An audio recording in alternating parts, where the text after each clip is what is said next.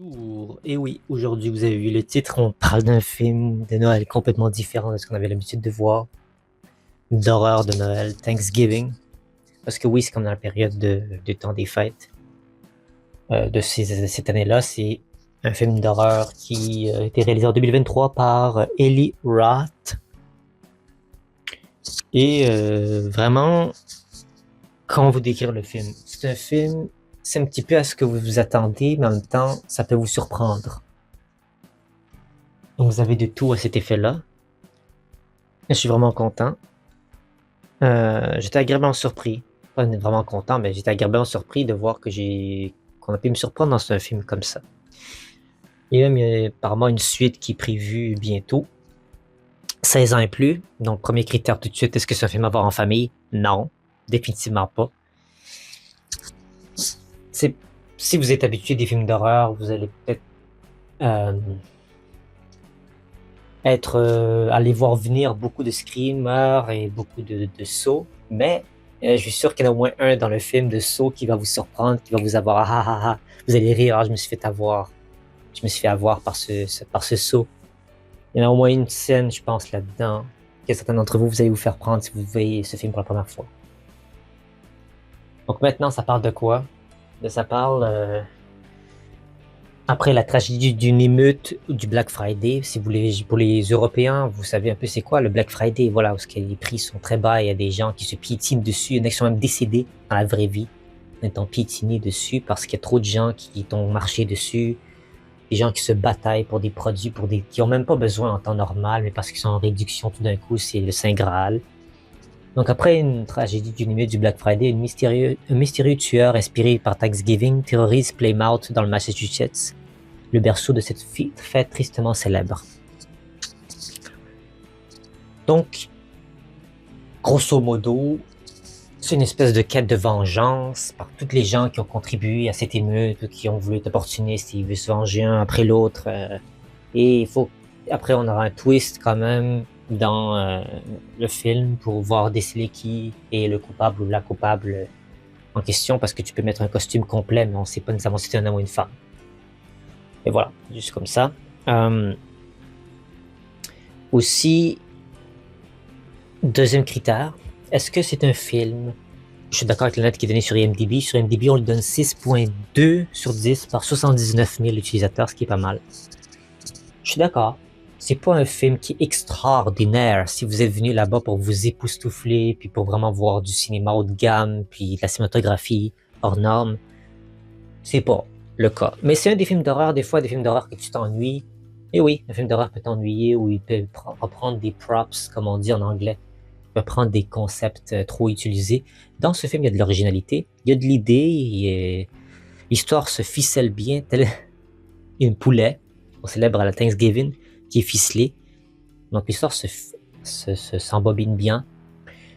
C'est une cohésion logique, mais rien de trop concret, de trop cérébral. On a vu des films il y a quelques jours qui sont plus cérébrales au niveau de Noël et au niveau des temps des fêtes, plus imaginatifs. Celui-là, c'est pas dans cette même catégorie. Donc je suis d'accord avec la note, 6.2, voilà, à peu près dans les 6.5, comme ça que je donnerai au film, pour l'effort. Troisième critère, est-ce que je suis un film que je peux le conseiller à des amis et est-ce qu'il y a des leçons de vie intéressantes dans ce film? Première partie, oui, je le conseille à des amis. Pour les gens qui sont fans d'horreur, c'est un des films que je vous conseille de voir dans le temps des fêtes. C'est pas un film que je vous conseille de voir nécessairement, je sais pas moi, au mois de juillet, parce que c'est pas trop la saison. Pour ça, je pense qu'il y a une partie du fait de voir ce film-là près du temps des fêtes en novembre-décembre, parce que c'est en novembre le Thanksgiving pour les gens qui savent pas. Mais voilà, ça s'écoute bien tout autant en décembre et ça donne aussi une certaine ambiance, une teneur au visionnement. Donc des fois, ce film-là t'aiguille tes sens sur le fait de l'écouter à un moment précis de l'année.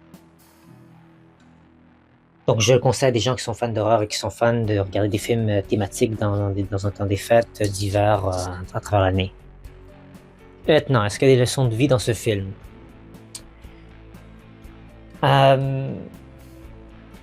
On dit souvent pas se fier aux apparences. C'est souvent une leçon qui revient dans les films. Ici, c'est un peu le cas. Je ne vais pas se fier aux apparences, je ne vais pas trop vous dire d'informations, on ne va pas vous spoiler. Mais il y a aussi une question